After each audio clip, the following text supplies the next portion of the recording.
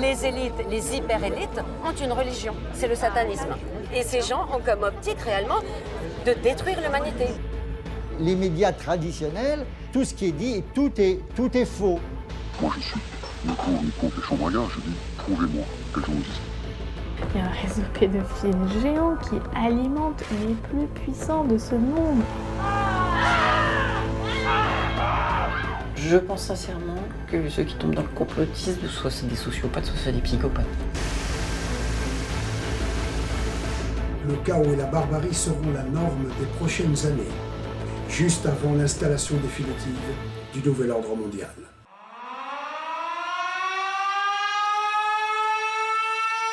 Bonjour à tous. Voici la vérité sur le vaccin que le nouvel ordre mondial veut nous imposer à tous. Le Covid-19 a été fabriqué en France. Ce vaccin va vous enlever tout moyen de guérir d'une quelconque maladie, le crime parfait contre l'humanité. Je vous souhaite bonne chance à tous. Ces propos complotistes, vous les pensiez réservés aux tréfonds d'Internet. Pourtant, en juin 2021, c'est en plein cœur de Paris que nous les avons entendus. On sait qu'il y a des particules magnétiques dans les vaccins. Donc sans nous le dire, ils nous ont injecté des particules pour nous tracer. D'après ces gilets jaunes complotistes, la pandémie a été montée de toutes pièces par le gouvernement. Ce n'est pas une pandémie, mais une plandémie organisée depuis des mois. Respirez, mesdames! Le masque ne sert à rien. Surveillés par la police, ils atteignent le Conseil national de l'ordre des médecins. Messieurs les policiers, on a besoin d'une grenade, s'il vous plaît, on a balancé un siège là, s'il vous plaît. De plus en plus virulents, les complotistes reprochent au Conseil de l'ordre de ne pas s'être opposés à la vaccination. Une institution véreuse, créée sous Vichy et qu'il est temps de voir disparaître. Ils n'hésitent pas à faire référence à l'occupation nazie et accusent les médecins de collaborer avec un ennemi.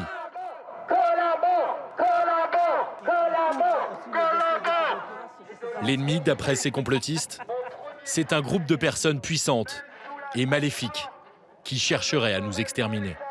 Les élites, les hyper-élites ont une religion, c'est le satanisme. Et elles le diffusent partout. Vous avez vu que à la télé, je veux dire, on voit tous les présidents qui font des gestes comme ça. Je veux dire, ils ne cachent même pas qu'ils sont dans ce délire-là. Et ces gens ont comme optique réellement de détruire l'humanité. Avec leurs propos délirants, ces femmes et ces hommes ne représentent pas qu'un petit groupe d'illuminés. Les complotistes sont aujourd'hui plusieurs dizaines de milliers et ils n'ont jamais été aussi dangereux. Avec la pandémie, le complotisme a explosé en France. Tous les milieux sociaux sont concernés. Le phénomène se nourrit d'un profond sentiment anti-élite et de la peur du vaccin. On sait où ils vont droit dans le mur parce que moi, leur vaccin, ils vont se le mettre où je pense. En à peine un an, des figures ont émergé. L'ennemi est trop puissant. Il a inventé des outils d'asservissement de tous les côtés. Ces stars du complotisme relaient des théories chocs et totalement fausses, souvent venues des États-Unis. Ces injections sont capables de contrôler à distance votre comportement, mais également votre activité cérébrale par le biais de la 5G. Sur Internet, leurs vidéos sont partagées des millions de fois. Nous avons plongé dans un univers parallèle où des maîtres à penser complotistes règnent en maître. On ne peut croire aucune information délivrée par un grand média. Tout est une illusion de ce qu'on connaît. Après des mois d'enquête, nous sommes parvenus à infiltrer un groupe surveillé par les services de renseignement. Le mouvement One Nation, 4000 adeptes, est en train de faire sécession avec l'État français. Je veux savoir si c'est sont bien fait, les passeports, les pièces d'identité. D'après sa fondatrice, le gouvernement est constitué de criminels, pédophiles et satanistes. Il y a un réseau pédophile géant qui alimente les plus puissants de ce monde. Cette croyance, issue de légendes moyenâgeuses, a même poussé des complotistes à enlever des enfants, selon eux, victimes de pédophiles.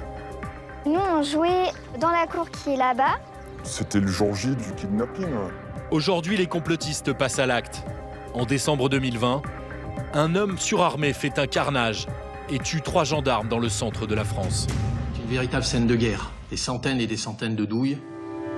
Les services de renseignement redoutent ces complotistes radicaux, dont certains proches de l'ultra-droite s'entraînent avec des armes de guerre.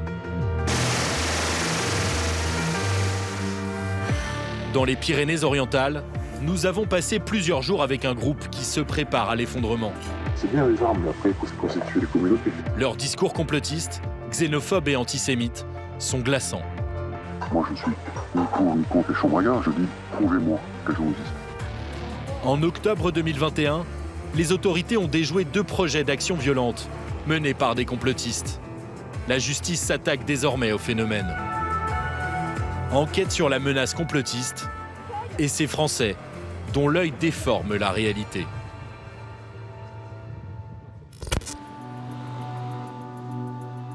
Au milieu de l'été 2021, l'Assemblée nationale doit voter pour ou contre l'instauration du pass sanitaire. La parole est à M. Olivier Véran, ministre des Solidarités et de la Santé. Alors que 16% des Français refusent la vaccination, devant les députés, le ministre de la Santé s'indigne. L'histoire de la vaccination est indissociable de contestations véhémentes qui ont tenté de faire obstacle à ce qui reste l'une des plus belles œuvres du génie français.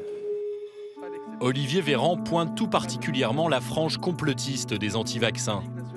Car depuis quelques jours, elle se radicalise. Dans son bureau de l'Assemblée nationale, le député Hervé Solignac en sait quelque chose. C'est un mail qui m'a été adressé de manière parfaitement anonyme, puisque le nom c'est mort, le prénom c'est mort et l'adresse c'est mort@mort.mort. Les quelques lignes du message ont secoué le député. Je suis armé jusqu'au cou, faites bien attention à ce que vous allez voter concernant le pass sanitaire, vous n'avez pas intérêt à vous tromper de bouton et je suis sérieux. Pourquoi moi ? Peut-être parce qu'à un moment donné, j'ai dit que je croyais au vaccin et je continue à croire au vaccin et je continue à penser que c'est la seule solution et je continuerai à le dire. Au moins 4 députés ont reçu les mêmes menaces de mort. Une enquête a été ouverte par le parquet de Paris. En rejoignant l'hémicycle, Hervé Solignac s'inquiète de la montée en puissance du complotisme. C'est un sujet éminemment politique. Si on n'est pas capable de répondre aux interrogations légitimes de Français qui s'interrogent sur ce vaccin, oui, le complotisme finira par grandir. Jusqu'à quel point, je n'en sais rien. À quelques mètres de là, un homme semble cautionner la violence. Ils sont en train de vouloir m'obliger à me mettre un poison dans le sang, c'est-à-dire à me suicider. Si on dit maintenant je t'ordonne de te suicider, qu'est-ce que vous allez avoir ? Va te faire foutre, hein ? Voilà, va te faire foutre. Et si tu t'approches plus, eh ben, je vais te foutre mon poing dans la gueule. Laurent Chrétien-Marquet a organisé une manifestation pour protester contre le vaccin. Alors que de plus en plus de monde arrive, il est abordé par 2 policiers. Monsieur Chrétien ? Oui. La police, enchanté. Ah, enchanté. Nous, on est là pour la manif, en fait, pour l'encadrement. On sera plusieurs et on sera là pour que ça se passe bien. Formidable. Laurent est fiché par les services de police. Car ce n'est pas le premier rassemblement qu'il organise.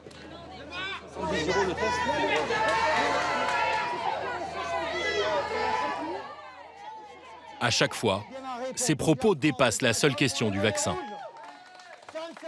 Ils tiennent tout le gouvernement par là où il faut. Ils nous assujettissent, ils nous rendent esclaves. Exactement, vérité. À partir d'aujourd'hui, ça y est, la guerre est déclarée. Et nous ne lâcherons pas. Pendant plusieurs heures, Laurent va appeler à renverser le gouvernement. Pourquoi cet ancien ingénieur des télécoms est-il devenu à ce point anti-système ? La vie de Laurent a basculé il y a 20 ans, avec les attentats du 11 septembre. Pour lui, le drame n'est qu'un gigantesque complot. Et depuis ce jour, le pays est en très très grand danger. Le gouvernement nous a déclaré la guerre. Il voit des conspirations partout. En ce moment, c'est au Covid-19 qu'il ne croit pas. toute la pandémie d'un coup montée, je veux dire, de A à Z. Hein.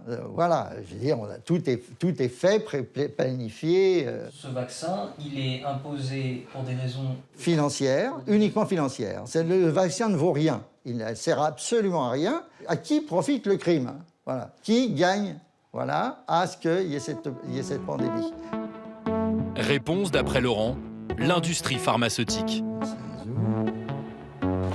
Cette théorie, il l'a découverte sur Internet. C'est vraiment l'outil de base, c'est Facebook, c'est là que ça se passe. À 67 ans, Laurent ne croit que ce qu'il voit sur Facebook. Il est séparé, il vit seul.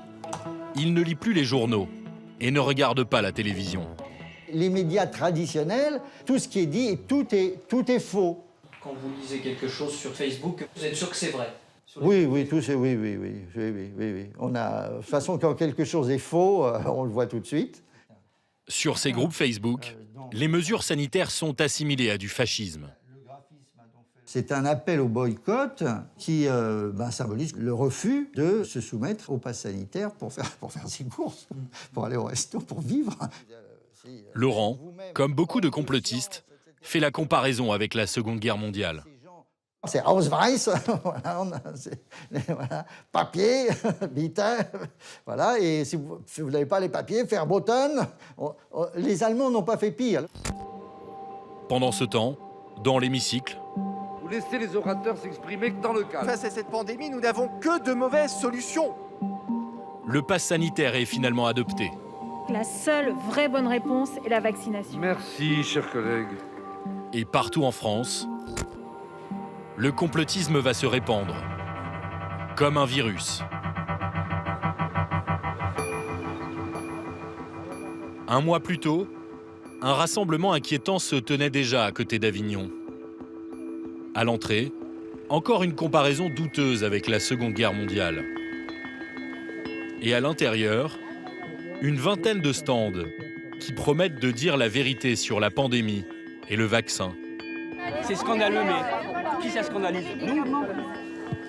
Mais l'événement de la journée, c'est cette conférence des stars du complotisme français, réunies dans une ambiance mystique. Dans le public, le chanteur Francis Lalanne. Merci beaucoup. Sur scène, un ancien journaliste, Richard Boutry, ex-présentateur du journal de France 3. Madame, Monsieur, bonsoir. Au sommaire de ce journal, la journée de Lyon. Il relaie aujourd'hui des théories conspirationnistes sur le vaccin anti-Covid. Vous savez, je reçois en parallèle des rapports internationaux médicaux toute la journée. Et tant de personnes vous avertissent que ces injections sont capables de contrôler à distance non seulement votre comportement, mais également votre activité cérébrale, notamment vos neurones par le biais de la 5G. La puissance Il y a aussi Louis Fouché, fondateur d'un média qui diffuse de fausses informations sur la pandémie, un proche de Didier Raoult. Je comprends pas pourquoi on nous impose des choses dont on n'a rien démontré que c'était utile à endiguer le spread épidémique. Et donc j'ai juste crié Ici, ceux qui refusent le vaccin, mais ne croient pas pour autant à l'existence d'un complot, sont priés de quitter les lieux. Je veux parler parce qu'il est important d'arrêter de désinformer. Mais monsieur, Important d'arrêter de passer pour des guignols. Ok, de toute façon, on va continuer. Ce jour-là, le complotisme a des allures de secte. Une femme est particulièrement attendue par le public. Bonjour. Son discours radical ne va choquer personne. Je considère que je suis un territoire à moi toute seule.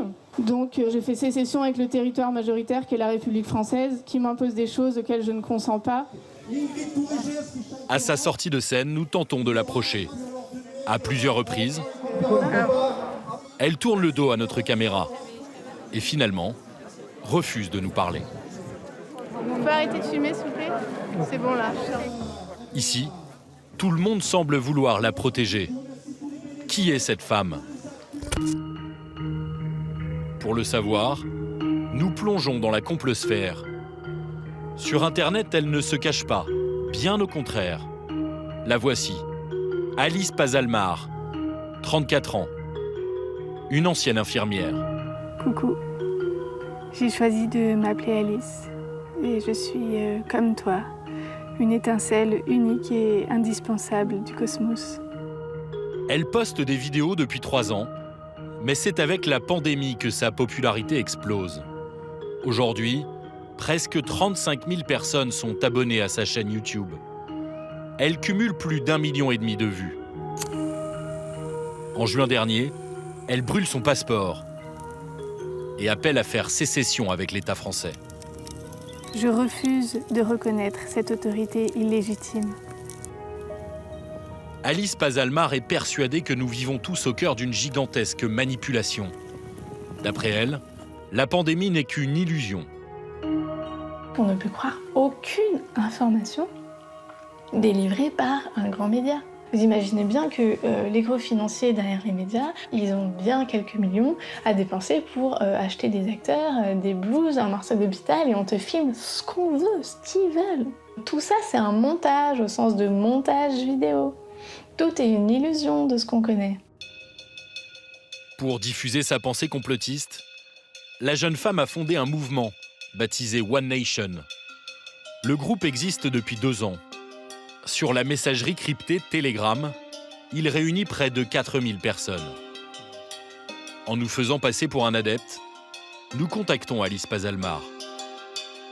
Bonjour Alice. Coucou. Régulièrement, un peu partout en France, elle organise des stages. Elle les appelle des ateliers de souveraineté. Je voudrais savoir s'il est toujours possible de venir au week-end atelier de souveraineté. Oui, il reste 2 places. Je vous note. On se retrouve vendredi en fin d'après-midi. Le stage doit donc durer un week-end et il est gratuit. Nous avons rendez-vous à 1 heure de route de Bordeaux. Nous filmons en caméra cachée.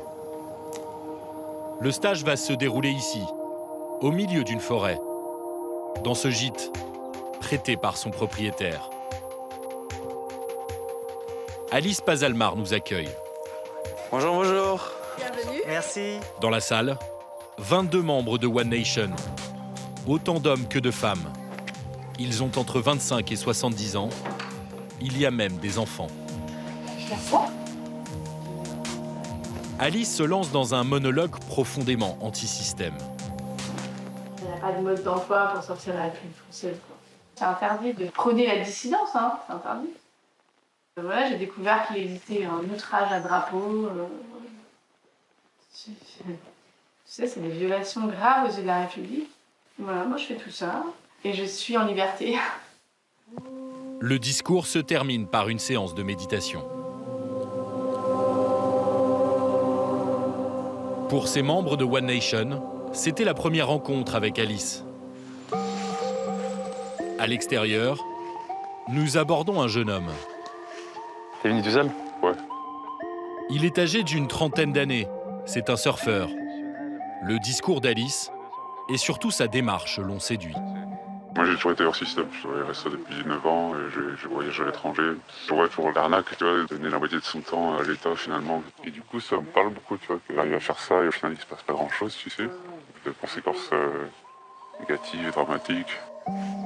Quelques minutes plus tard, nous croisons une autre membre de One Nation. Elle se fait appeler Athéna. Elle a 40 ans. Elle a rejoint le groupe il y a 6 mois et depuis elle se fiche de la loi. En fait, je me suis fait mon propre permis.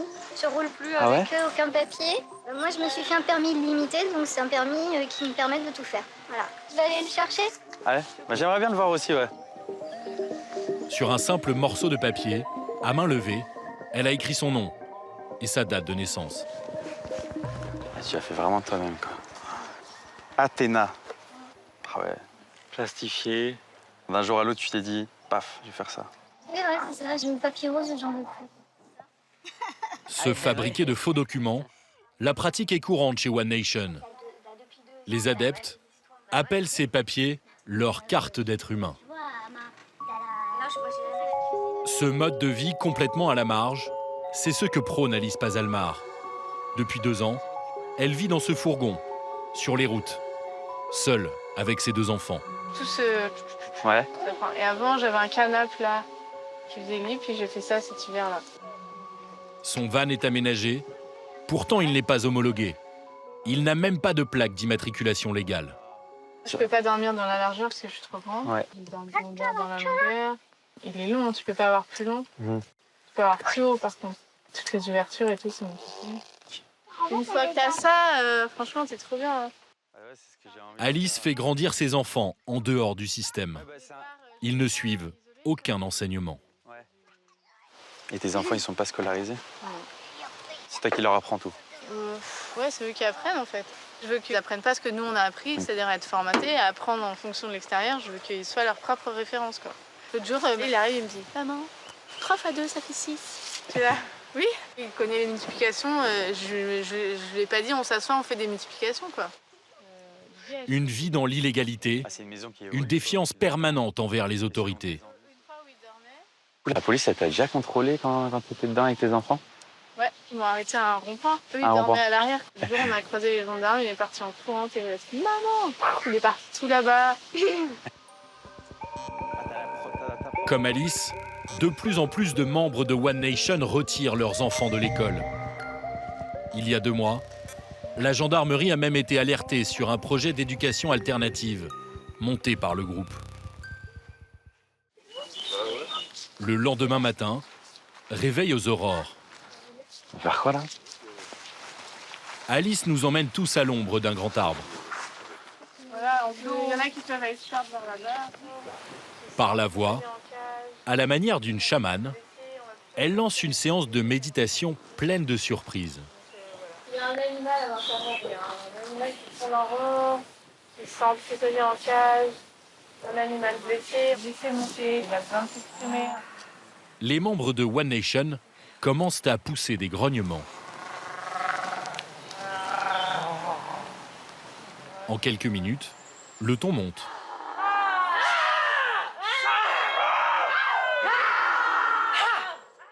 Ils semblent finalement tous possédés.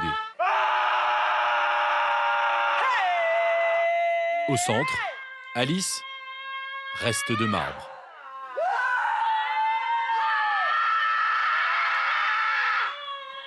La séance durera en tout 5 minutes. Alice, elle, n'aura pas poussé un cri. Ça sert à quoi de faire sortir ça dès le matin? C'est toute la haine que t'as en... Tant que tu la gardes, t'as clairement de la colère, des trucs pas digérés, des trucs violents, peut-être vécus dans l'enfance, des trucs, tu vois. Si t'es pas revenu dessus et si t'as pas fait le ménage et t'as pas nettoyé ça, bah c'est là, quoi. Entre psychanalyste et gourou, Alice Pazalmar a une emprise très forte sur les membres de One Nation. Et elle en profite pour les inciter à sortir complètement de la société. Je veux savoir si c'est vraiment un feu, passeport, les pièces d'identité. Une feuille. Sinon, je voyais bien le retour à l'envoyeur. Non merci, j'en ai plus besoin. Donc là, des milliers de gens, tu le renvoies avec accusé de réception, tu le renvoies, puis ils ouvrent des trucs, des passeports, genre, Et pour remplacer les papiers d'identité français, Alice a déjà créé un nouveau passeport. Nous nous sommes procuré les plans du document. Le titulaire choisit lui-même son nom et refuse de se soumettre aux lois françaises. C'est écrit ici. Je proclame la primauté de l'être biologique et conscient que je suis sur l'entité légale créée après ma naissance. Déjà la moitié des membres de One Nation, soit 2000 personnes, sont titulaires de ce passeport qui n'a aucune valeur légale. Si le mouvement rejette toute forme d'institution, c'est parce qu'Alice croit à une théorie, très répandue dans les milieux complotistes. D'après elle, les États et les gouvernements seraient constitués de criminels, pédophiles et satanistes. Il y a un réseau pédophile géant qui alimente les plus puissants de ce monde, qui transforme les enfants en esclaves sexuels dans des rituels sataniques chez les élites qui nous gouvernent tous. Cette croyance qui remonte au Moyen-Âge, tout le monde la partage chez One Nation. Certains adeptes du mouvement ont même fait beaucoup parler d'eux. Mardi 13 avril, un enfant a été enlevé. Toutes les télévisions et radios du pays diffusent ce message. Mia, 8 ans, a été enlevée dans le département des Vosges. Le kidnapping de la petite Mia a ému la France entière. La mère, membre de One Nation, pensait sa fille prisonnière d'un réseau pédosataniste. Elle l'a fait enlever par un commando de 5 hommes.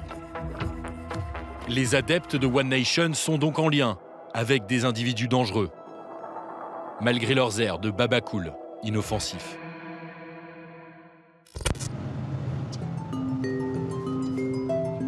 Dans le sud-ouest de la France, une famille en sait quelque chose. Ces personnages, on ne sait pas de quoi ils sont capables.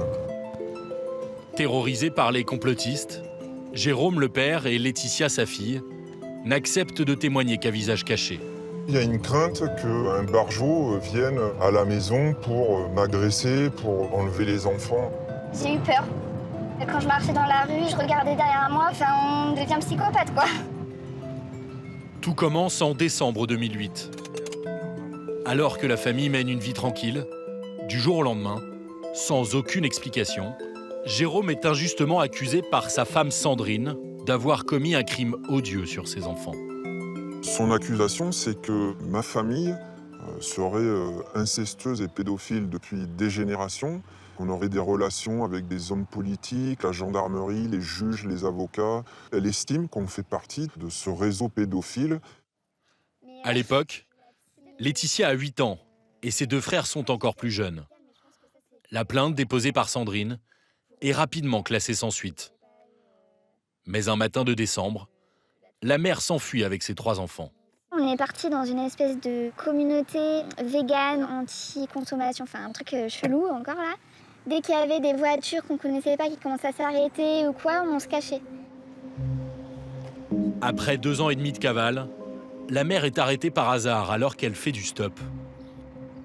Atteinte de troubles délirants, elle est déclarée pénalement irresponsable. Sandrine, bonsoir. Mais laissée libre, Sandrine est approchée par cet ancien gendarme, à la réputation sulfureuse. Merci d'avoir accepté cette interview. Son surnom, Stan Mayo. Dans le milieu complotiste, il s'est fait connaître en combattant les prétendus réseaux pédosatanistes. Vous êtes dans une situation sans issue. Juridiquement sans issue. Juridiquement sans issue. Et bon courage. Je ne peux vous dire que ça. Mais Stan Mayo ne va pas se contenter d'une interview. Le complotiste commence à traquer Jérôme et ses 3 enfants. Il met en place une surveillance digne d'un film d'espionnage. Les traceurs GPS auraient été placés soit dans les passages de roues ou les bas de caisse et le compartiment moteur. On était surveillés quand on allait à la piscine, les supermarchés, la plage, le collège, tous les lieux où on est allé dans la période où ils nous ont suivis. But de l'opération, trouver le meilleur moment pour approcher les enfants. Un après-midi, alors que Laetitia est au collège, Stan Mayo envoie finalement sa compagne. Nous, on jouait dans la cour qui est là-bas. Elle a dû passer par-dessus les grillages. Et à ce moment-là, j'étais toute seule. Et elle s'est approchée de moi. Elle m'a dit que c'était une amie à ma mère et qu'elle voulait des nouvelles de nous, si on était bien, si on n'était pas maltraités. Heureusement, un adulte aperçoit la scène et intervient. La complice de Stan Mayo prend la fuite. C'était le jour J du kidnapping. La demande de mon ex-femme, elle était claire, c'était de les récupérer, puisque encore aujourd'hui, son but, c'est de récupérer les enfants. L'enlèvement échoue, mais Stan Mayo gagne en popularité auprès des complotistes. Pour échapper aux autorités françaises, il s'est enfui au Venezuela. Je choisis mes bananes avec soin.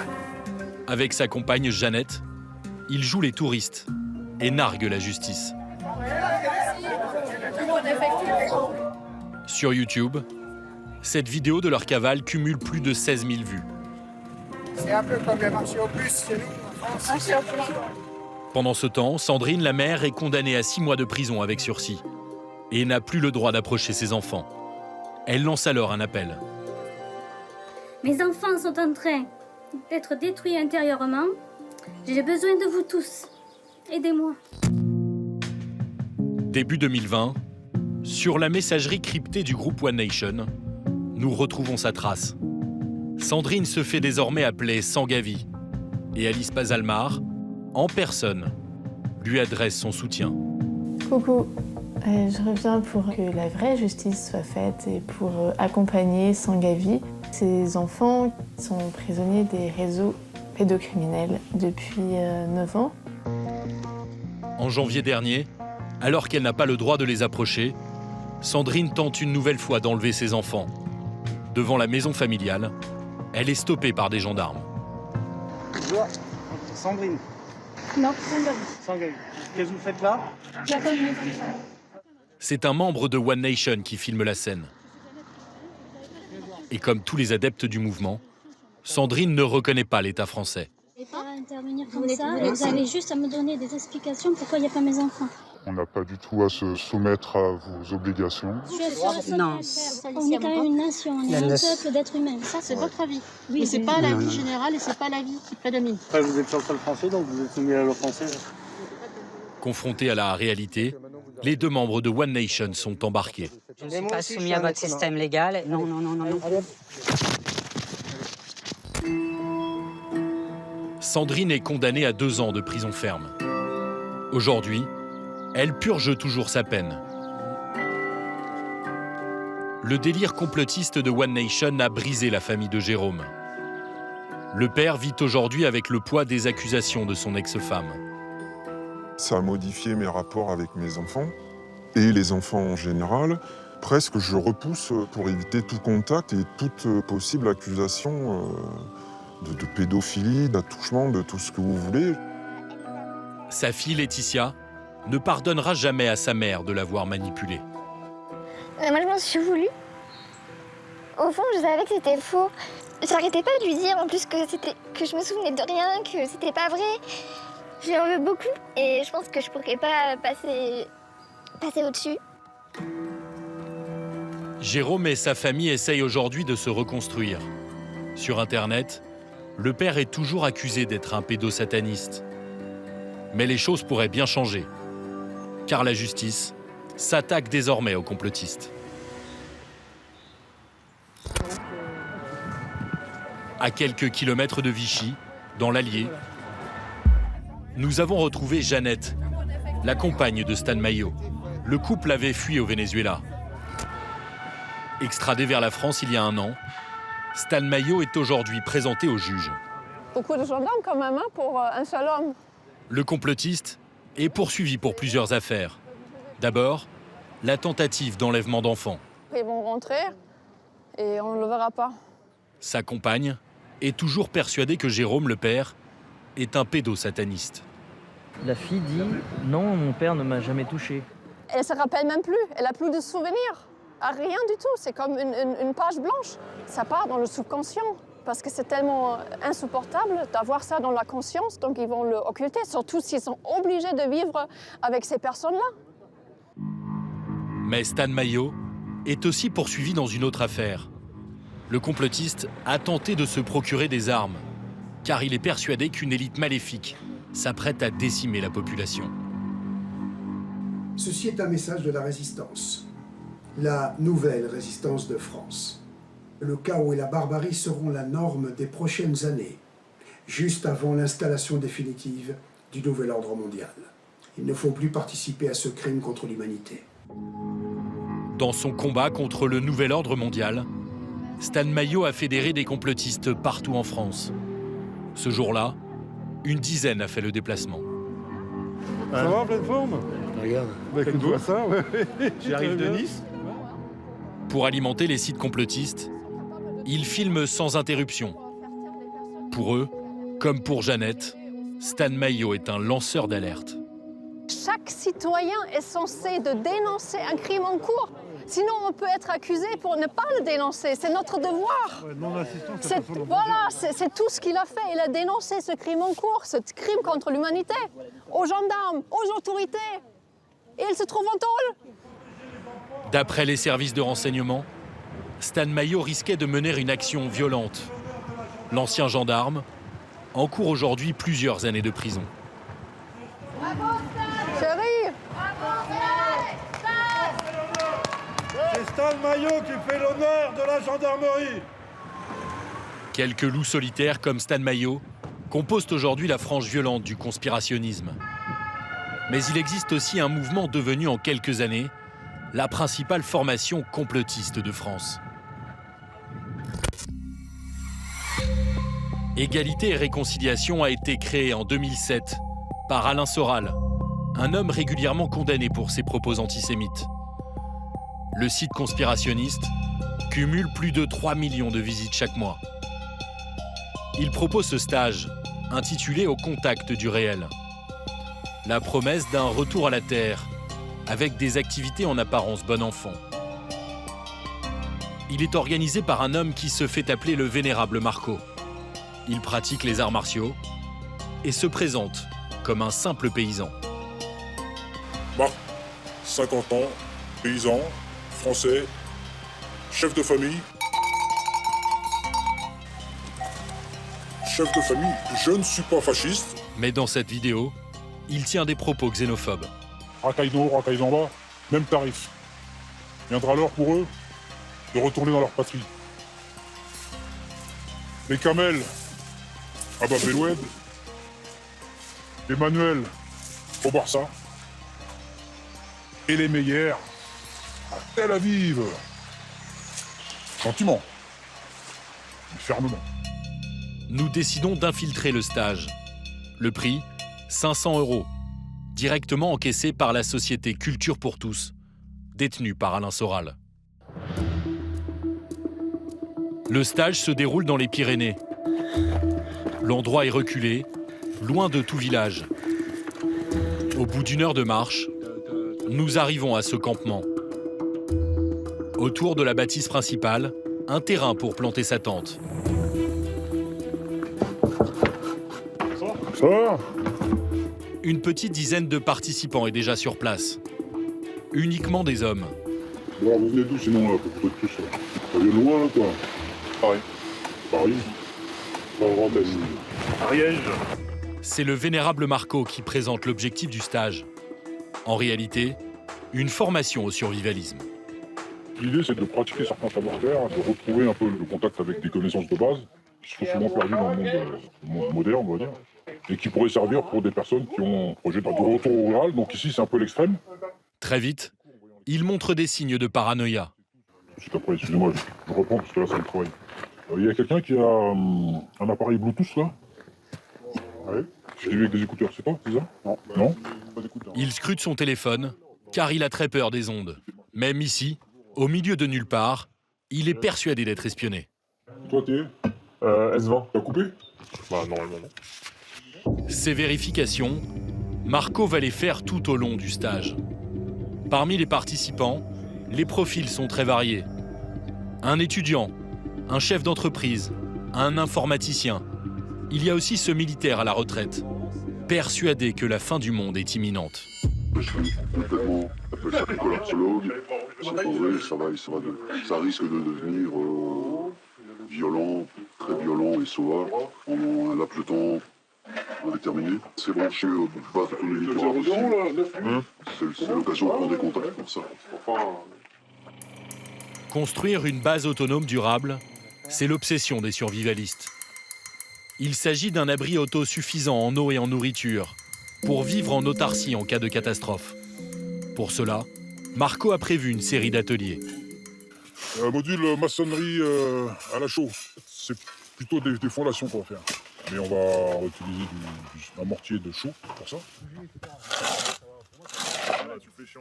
Pourquoi t'étais venu? Pour essayer de me débrouiller de façon autonome, si jamais on n'a plus le choix. Et plus le choix parce que? On peut en mettre 8. Plus le choix parce que voilà, si le gouvernement nous impose de quitter notre profession parce qu'on va se faire vacciner, on n'aura pas le choix. On va apprendre à se débrouiller par soi-même. Oui, parce que toi, dire, rappelle-nous, tu es? Je suis professeur de sciences, SVT. Ce professeur travaille dans un collège. Il est au contact de jeunes adolescents et tente de les endoctriner au quotidien. Ils ont entre 12 et 15 ans, donc tu sais, c'est l'âge où ça commence à cogiter un peu. Je leur mets des petites graines, quoi. Je fais ce que je peux. Je suis censé leur montrer à quel point la vaccination c'est bien, tu vois, dans les programmes, c'est ça. Et tu le fais du coup? J'essaie de discuter de sujets d'actualité, surtout avec le Covid, pour leur montrer les contradictions. Par exemple, de l'efficacité du vaccin. Donc, mais ça, je le fais qu'à l'oral. Je peux pas écrire ça dans le cahier, parce que moi, je suis mort après. Lors de l'atelier potager, nous remarquons une inscription sur son t-shirt. Le Grand Reset. Comme tous les participants, il croit en cette théorie selon laquelle des élites mondiales profiteraient de la pandémie pour asservir l'humanité. Est-ce que du coup, avec ce nouveau savoir, tu te sens prêt en cas du grand reset? Pas tout à fait encore. Il y a quelques points de détail à revoir. 1, 2. Voilà, bon, il est calé. À la nuit tombée, l'ancien militaire nous détaille cette théorie. Ils vont réduire au strict minimum. En fait, c'est qu'on parle des 0,1% les plus riches, hein, c'est des milliardaires, je ne sais pas combien ils sont, mais des milliers peut-être moins. Comme qui savent maintenant qu'ils peuvent quasi tout automatiser. Ils ont besoin de quelques techniciens ou ingénieurs pour faire tourner les machines. Ils n'ont plus besoin de nous. Ouais, c'est une population qui devrait avoir inutile. Voilà. Et s'ils nous conservent en tant que 7 milliards, on est un danger potentiel pour eux de révolte, de mécontentement, etc. Alors ils ont dit, bah voilà, il faut les faire passer à 700 millions. Si tu n'es pas le nouvel homme qu'ils veulent créer pour leur nouveau monde, tu es leur ennemi. Selon eux, les élites voudraient supprimer 90% de la population mondiale. D'où la nécessité d'apprendre à vivre en autonomie. Parce que les canaux de distribution alimentaire viendront à... Tu vois ça sera arrêté. Les gens, en fait, ils vont commencer à crever la dalle. C'est là où... Oui, c'est parce qu'ils vont faire des coupures de courant, d'approvisionnement. Les gens vont sortir de l'île pour aller dans les campagnes. Ce sera des hordes sauvages. Le lendemain matin, le stage se poursuit avec une séance de réveil musculaire. Puis, une initiation à la boxe. 1, 2.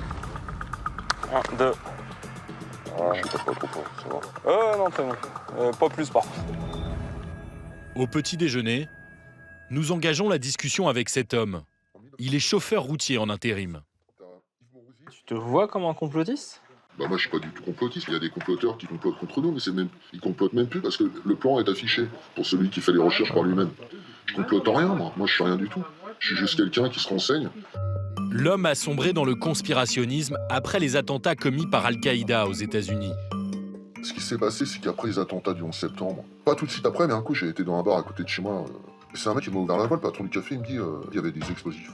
J'ai regardé plein de films, des reportages, et là c'était clair que la version officielle ne correspondait pas. Depuis, il est adepte de toutes les théories du complot. Pour lui, la Terre n'est pas ronde. Moi je crois qu'elle est ni ronde ni plate. C'est un gros rond quand même, quoi. À la fin, j'ai fait le tour, moi, donc... Ouais, mais est-ce que t'as vraiment fait le tour? Tu t'es pas vu faire un tour autour d'une planète ronde, enfin, je sais pas. La conquête spatiale serait un vaste mensonge. Je mets fortement en doute qu'ils ont des robots sur Mars qui prennent des photos de Mars. Il t'explique que c'est pour l'histoire de payer les impôts, donc faire croire que la NASA et tout ça, c'est important. NASA, tu rajoutes un T, c'est l'anagramme de Satan aussi. Mais de toute façon, ils nous mentent surtout.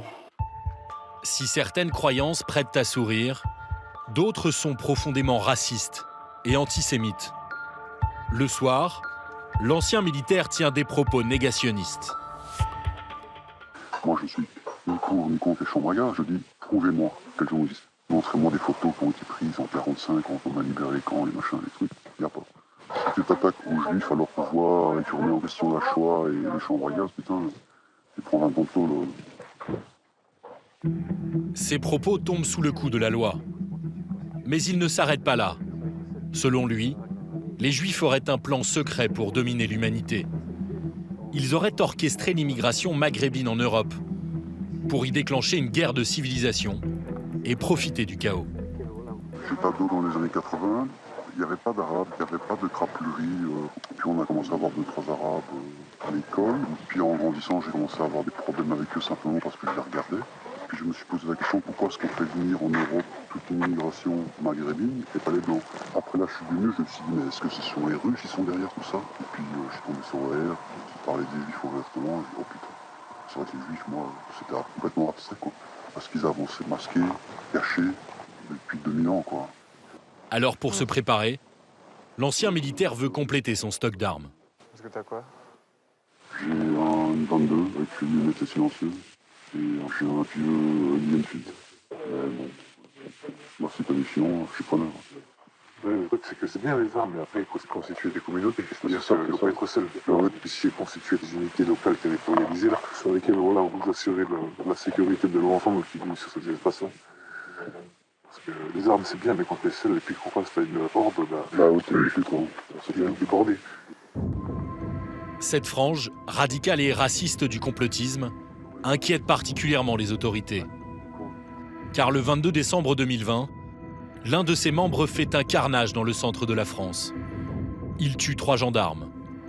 C'est une véritable scène de guerre. Des centaines et des centaines de douilles, la maison incendiée, un individu surarmé. Le survivaliste Frédéric Limolle consultait régulièrement des sites internet conspirationnistes. D'après les services de renseignement, la complosphère compte de plus en plus de membres violents, dont certains sont issus de l'ultra-droite. Presque 1h du matin, quelque part dans l'est de la France, nous avons rendez-vous avec 2 survivalistes qui souhaitent rester anonymes. L'un se fait appeler Léo. Personne ne naît avec l'idée « un jour je vais être obligé de me défendre, un jour je vais être obligé de... » Non, tu le découvres malheureusement, c'est comme ça. L'autre veut qu'on l'appelle Shane. Moi je pense qu'il faut être préparé au maximum de situations. Les 2 jeunes hommes ont une vingtaine d'années. Membres de l'ultra-droite, ce sont des fous d'armes. En France, il y a énormément de personnes qui, dans le cadre de la défense de domicile, s'achètent une arme. Tout ce qu'on veut, c'est l'avoir chez nous et continuer notre vie. On nous laisse un peu tranquille, quoi. Tout simplement, de toute façon, on est déjà suffisamment surveillés en matière d'armes, mais à un moment, ça va, quoi. Léo et Shane ont accepté que nous les accompagnions pour un week-end à faire froid dans le dos. Pour atteindre leur destination, ils vont rouler plus de 1500 km. Et dès le départ, l'ambiance est un peu particulière. Identité française. Je sais pas, je la cherche. Ah, il reste nous, quoi. Ouais. D'après Léo et Shane, des élites feraient volontairement entrer un grand nombre d'immigrés en France. On vit dans une société où c'est possible de contrôler des millions de Français, de savoir ce qu'ils font, de surveiller leurs déplacements par rapport à ce fameux pass sanitaire, ça c'est possible. Par contre, contrôler l'immigration, ça on sait pas le faire, ça c'est pas possible. J'ai l'impression qu'on se fout de notre gueule quand même. Le but de ce complot serait de faire disparaître ceux qu'ils appellent les Français de souche. Tu fais venir des centaines de milliers de personnes du même peuple, avec une même culture, une culture très forte. Il n'y a pas d'assimilation, il n'y a pas de vivre ensemble dans la joie et la bonne humeur. Je vois pas comment ça va s'arranger, mais... On peut rien faire, nous tout ce qu'on fait c'est se défendre, point barre. Cette théorie complotiste et xénophobe, c'est celle du grand remplacement. Le lendemain, après 18 heures de route, nous atteignons la frontière polonaise. Shane et Léo ont rendez-vous à quelques kilomètres de Varsovie, dans ce stand de tir. Les 2 survivalistes ont déboursé 400 € chacun pour apprendre à utiliser des armes de guerre. Et ils ne sont pas les seuls. Un autre Français d'une vingtaine d'années et 3 Belges vont aussi suivre le stage. L'instructeur, cet ancien soldat polonais. Et ses premières consignes sont pour nous. Il y a une caméra ici, donc les journalistes connaissent la règle, pas de visage. Shane et Léo n'ont ni permis de chasse, ni licence de tir. Mais grâce à des lois sur les armes beaucoup plus souples qu'en France, si c'est interdit de faire ça dans votre pays, c'est pas mon problème. Ici, les stagiaires se retrouvent avec un pistolet dans la main, en à peine quelques minutes, au risque de frôler l'accident. Vous faites confiance à ce mec, tout le monde? C'est chargé ou pas? Pas chargé, enfin, pas là. C'est chargé ou pas? Ok, donc on peut pas te faire confiance. Peut-être qu'on va te faire confiance à toi.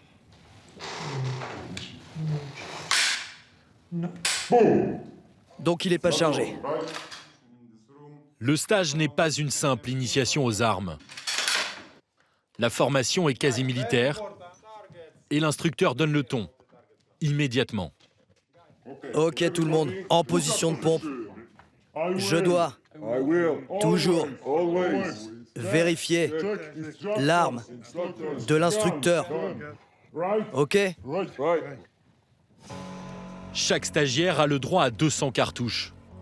Et tous les exercices se font à balles réelles. Pendant les heures qui suivent, les 2 survivalistes vont apprendre des techniques d'assaut, d'habitude réservées aux forces d'élite. Le tir en mouvement. Ou depuis un abri.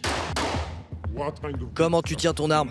Je t'ai appris ça, moi. La première fois, on fait ça très moyen. La deuxième fois, déjà, c'est comme si on n'est plus à niveau, quoi. Les stagiaires apprennent aussi l'attaque en position allongée. Il faut être complètement idiot pour se tirer dans la jambe. Si vous faites ça, vous méritez de mourir. Aucune distance de sécurité n'est respectée. Pour ces amateurs, l'exercice est extrêmement dangereux. Enfin, avec une cible qu'ils ont eux-mêmes dessinée, ils s'entraînent à neutraliser un ennemi. Au corps à corps. C'est qu'un début.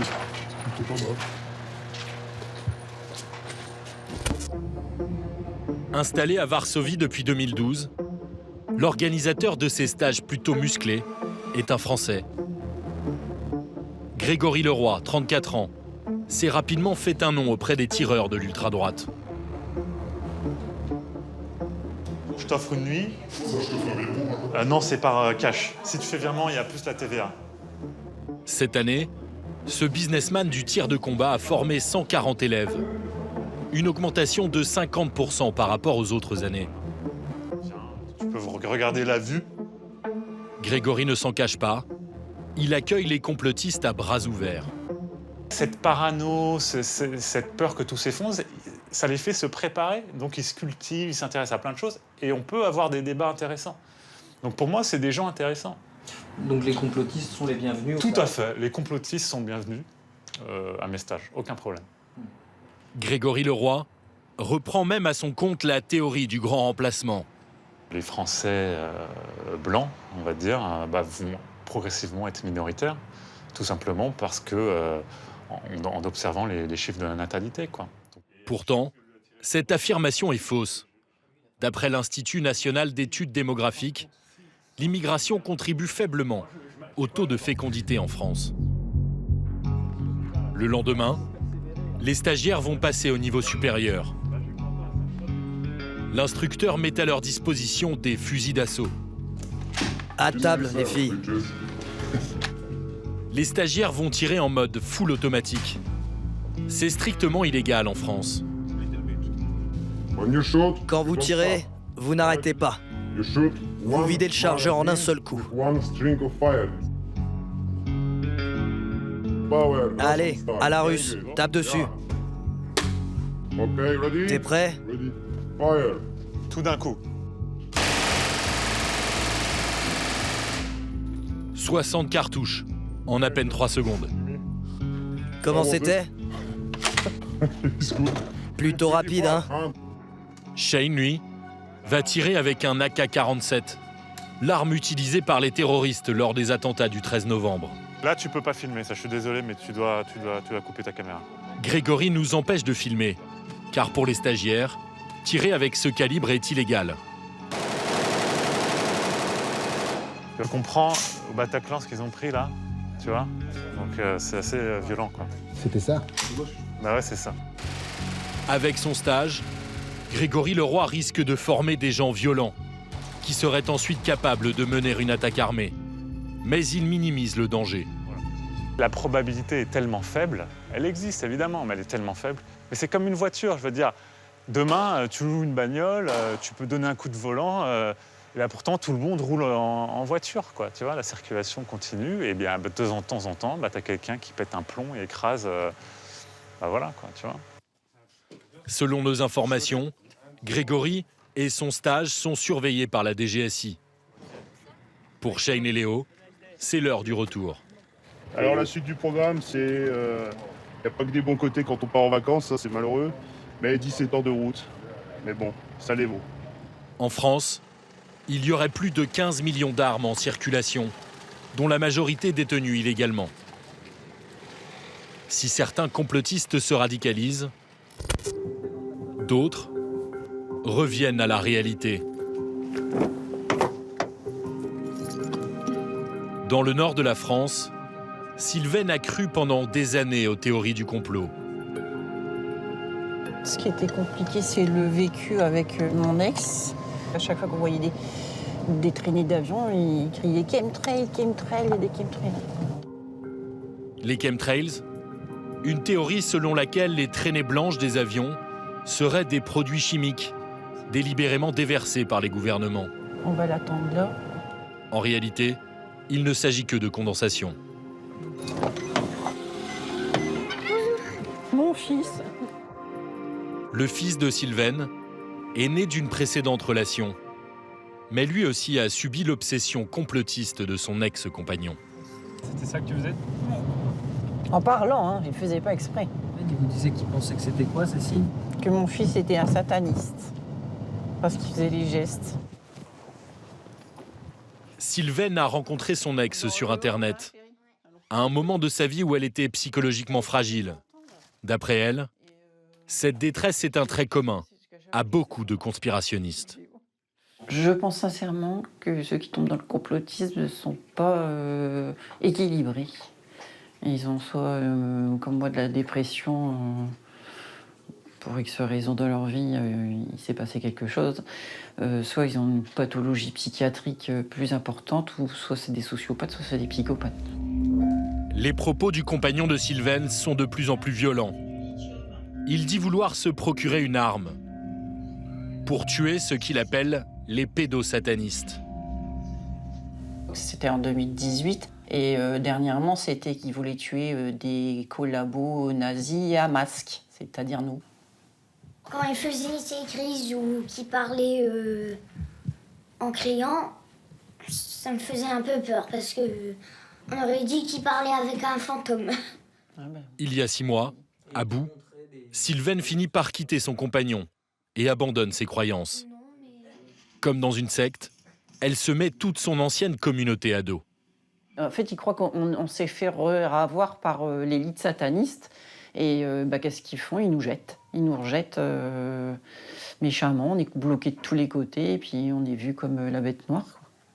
Et puis, il y en a un qui m'a dit « T'inquiète pas, un jour, on t'aura. » Aujourd'hui, psychologiquement éreintée, l'ancienne complotiste est très dure avec elle-même. Il faut savoir se remettre en question. Même se dire putain, qu'est-ce que j'ai été conne de croire à tout ça. Il reste des traces. On n'en sort pas indemne. Et il y a toujours la question du est-ce que c'est vrai ou pas. Au cours des 5 dernières années, les signalements liés au conspirationnisme ont augmenté de 40%. Il y a 2 mois, le gouvernement a donc créé une commission spéciale chargée de lutter contre le complotisme et la désinformation. Pour diriger cette nouvelle commission, l'Élysée a choisi un sociologue, spécialiste des croyances collectives, Gérald Bronner. Créé à l'initiative du président Emmanuel Macron, son groupe de réflexion doit prochainement formuler un rapport pour lutter contre la propagation des théories du complot. Gérald Bronner, bonsoir. Bonsoir. Merci d'être avec nous. Vous avez écrit récemment Apocalypse cognitive, publié chez PUF, qui s'intéresse aux processus mentaux qui conduisent notamment à des dérives complotistes. Vous êtes également président d'une commission qui s'appelle Les Lumières à l'ère du numérique.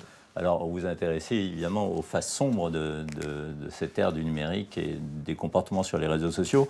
Vous avez regardé ce document. Ce qui est intéressant quand même, c'est ce témoignage incroyable de Sylvaine qui dit qu'elle en est sortie, mais que tout ça laisse évidemment des traces. Est-ce qu'on peut sortir totalement du complotisme? C'est la tragédie du croyant, il reste toujours quelques traces, il y a toujours un doute. Il y a beaucoup d'études qui montrent par exemple que pour les phénomènes sectaires, on peut sortir d'une secte et re-rentrer dans une autre secte. C'est-à-dire qu'on abolit un certain nombre d'éléments qui étaient présents dans cette secte, mais le socle de la croyance, lui, il peut demeurer.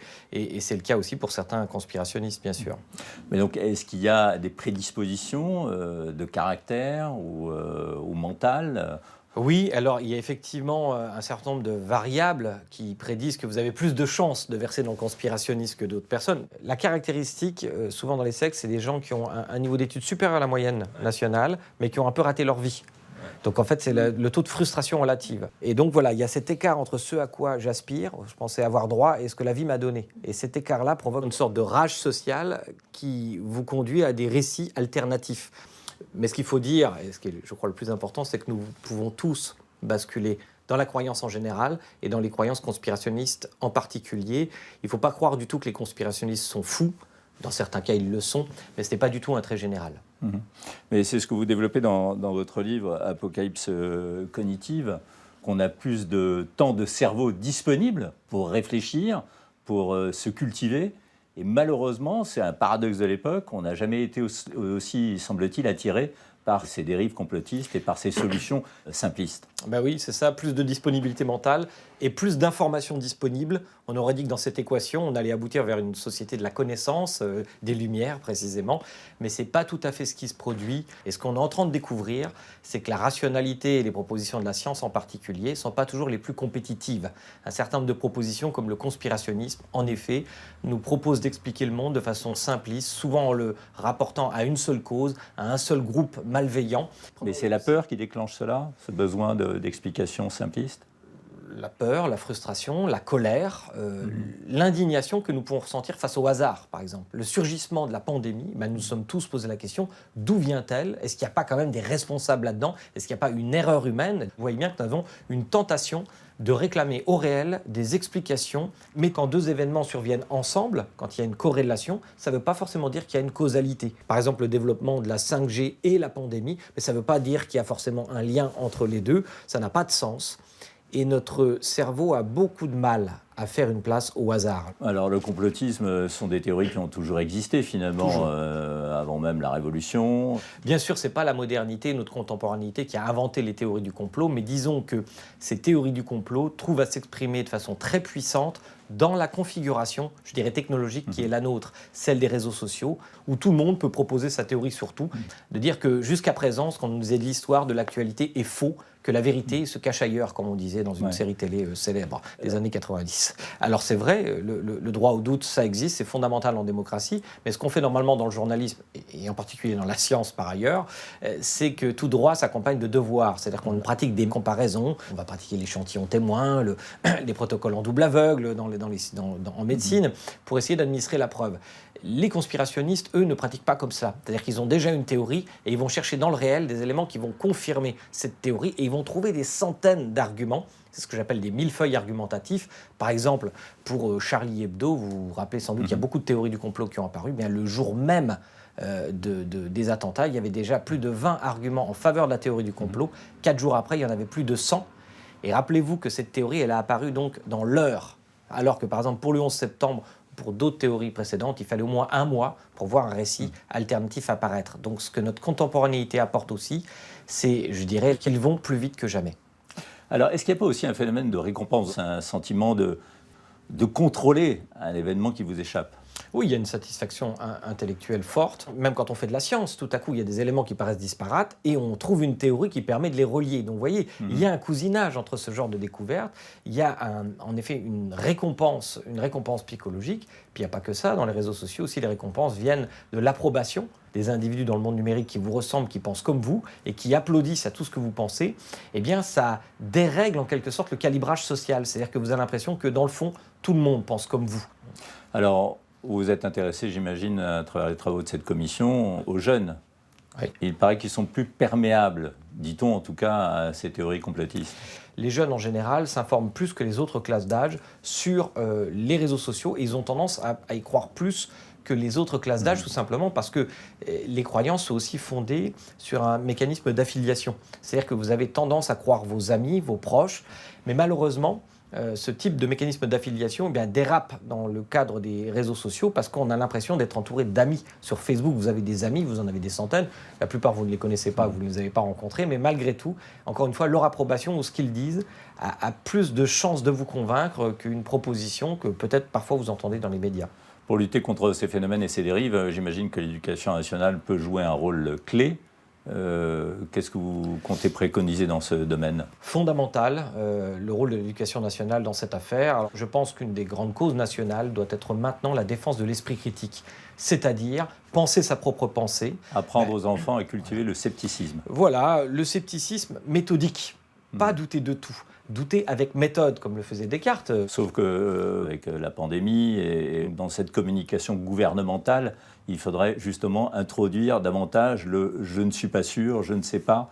Ce qu'il faut éviter, c'est le paternalisme de la communication. Je pense qu'il faut, dans un certain nombre de cas, faire confiance à nos concitoyens, leur expliquer rationnellement, clairement la situation et parier sur le fait qu'on fait un pari ensemble, on prend un risque ensemble et ne pas cacher peut-être la dimension de pari des décisions politiques qui sont prises. Merci encore d'avoir été avec nous. La commission dirigée par Gérald Bronner doit livrer ses préconisations au gouvernement en janvier. Parmi ces préconisations, une meilleure régulation des réseaux sociaux pourrait être envisagée. Pour cela, il faut des outils. C'est justement la spécialité de la plateforme Bloom, qui depuis 2016 analyse les activités et les échanges des communautés sur les réseaux sociaux. Parmi ses clients, des institutions publiques en lien avec l'État et les services de renseignement. Sous leur radar, les réseaux complotistes. Alice Raffin, bonjour, merci de nous recevoir chez Bloom. Bonjour Bernard. Alors est-ce que vous pourriez nous expliquer un peu plus le fonctionnement des réseaux sociaux et la manière dont ils appuient les réseaux complotistes et les rendent dynamiques ? Les acteurs de la sphère complotiste sont assez agiles en termes de technologie et exploitent les réseaux sociaux pour élargir leur champ d'adhésion. Ce qu'on voit sur les graphes qui ont été modélisés à travers notre plateforme, c'est qu'on a toute cette sphère sur le pass sanitaire qui est le levier de recrutement le plus important aujourd'hui pour les réseaux complotistes. D'accord. Et vous analysez tout ça à travers des mots-clés ou vous avez monté vos propres algorithmes ? Nous, on a nos propres algorithmes qui vont nous permettre, à travers une entrée par mots-clés, de partir d'un point pour comprendre toute la nébuleuse autour de ce point-là et vraiment avoir l'image complète de ce qui se passe sur les réseaux sur cette thématique-là. Aujourd'hui, les réseaux sociaux ont une action pour essayer de limiter le complotisme sur les réseaux. Supprimer ces comptes-là. Exactement. Ceux qui s'affichaient ouvertement complotistes ont été éliminés. Mais il en reste certains qui se sont sûrement renouvelés à travers des comptes anonymisés qui vont utiliser certains codes comme la figure du lion pour se faire finalement comprendre de son auditoire et les attirer vers d'autres réseaux plus confidentiels et moins contrôlés. Vous parliez de l'image du lion. Oui, l'image du lion, c'est une image très forte dans ce discours-là. C'est de montrer que le lion sait par rapport au mouton qui suit la masse et qui se donne comme mission de finalement informer le reste de la population de ces messages-là pour les sauver. Ils ont un message beaucoup plus habile. Ils n'utilisent pas les mots-clés habituels, ce qui fait qu'ils ne sont pas repérés. Ils sont sous les radars. Alors, les mots-clés comme hashtag nous savons peuvent être utilisés, mais ce n'est pas à cause de ces mots-clés qu'un compte va être supprimé. Et nous savons, c'est un hashtag qui est très présent. C'est un hashtag qui est au cœur vraiment, qui est le plus connecté à finalement tous les autres termes sur le graphe. Et c'est ça qui est intéressant, c'est que vraiment il va revenir dans chacun des discours. Donc c'est vraiment le cœur des discussions aujourd'hui. Donc le premier vecteur de recrutement et de séduction, c'est ça. C'est vous êtes dans le doute, on va vous rassurer, nous savons. Exactement. Formidable. Exactement. Une fois qu'ils sont recrutés, entre guillemets, sur Twitter, ils vont être emmenés donc vers des blogs ou des réseaux plus confidentiels pour finalement basculer vers ces théories complotistes qui viennent de la France, mais aussi des États-Unis. Et à gauche, ce qu'on constate, c'est l'arrivée finalement de la sphère QAnon et de Trump. Alors QAnon, c'est ce mouvement sectaire d'extrême droite américain, complotiste, qui croit qu'il y a un gigantesque complot contre Trump. Exactement. Et ce mouvement QAnon, qui regroupe déjà des millions de personnes, est en train d'arriver en France. Vous l'avez vu surgir à travers vos études sur les réseaux sociaux ici ? Oui. Alors, ce qu'il faut savoir, c'est que QAnon aux États-Unis est à l'origine de la prise du Capitole en janvier dernier. Donc, c'est un mouvement qui s'est caractérisé aussi à travers des manifestations et des actions, tout à fait. Et donc, aujourd'hui, nous, ce qu'on constate, c'est qu'il y a un mécanisme d'exportation vers l'étranger de cette sphère-là. Et notamment... Et qui est dopé par le mouvement anti-vax. Qui est dopé par le mouvement anti-vax, puisque ça leur a permis de rentrer dans les mécanismes de réflexion des gens qui étaient troublés par ce que voulait le pouvoir public. Ici en France. Ici en France. Et donc qui leur a permis de développer ces théories-là sur des réseaux parallèles. C'est vrai qu'en France, nous, on le constate, il y a des QAnon qui se basent quand même sur des événements français. C'est-à-dire qu'il y a une adaptation de cette sphère-là à l'environnement. À l'environnement et à l'actualité en France. Exactement. Et ça représente combien ? Des milliers de personnes, des dizaines de milliers de personnes, des centaines de milliers de personnes en France ? Nous, ce qu'on a constaté à travers nos outils, c'est qu'on a 800 000 personnes aujourd'hui en France qui sont intéressées par ces théories-là. C'est-à-dire qu'ils s'y intéressent, mais pour mieux les rejeter. Qui adhèrent à ces théories ou qui les dénoncent. Mais la culture française n'est pas la culture américaine, donc de votre point de vue, un mouvement comme le mouvement QAnon peut-il émerger et avoir le potentiel de croissance et l'influence qu'il a aujourd'hui aux États-Unis ? De mon point de vue, il faut rester attentif à cette communauté parce qu'on voit qu'elle a basculé très vite dans la violence aux États-Unis et qu'aujourd'hui, c'est un risque qui n'est pas négligeable pour la société française. Merci beaucoup, Alice Raffin, d'avoir été beaucoup. avec nous. Merci. En France, les membres de QAnon ont même leur propre site qu'ils qualifient de réinformation. L'un des plus connus cumulerait depuis sa création en mai 2020 près de 60 millions de visites et plus de 15 000 abonnés.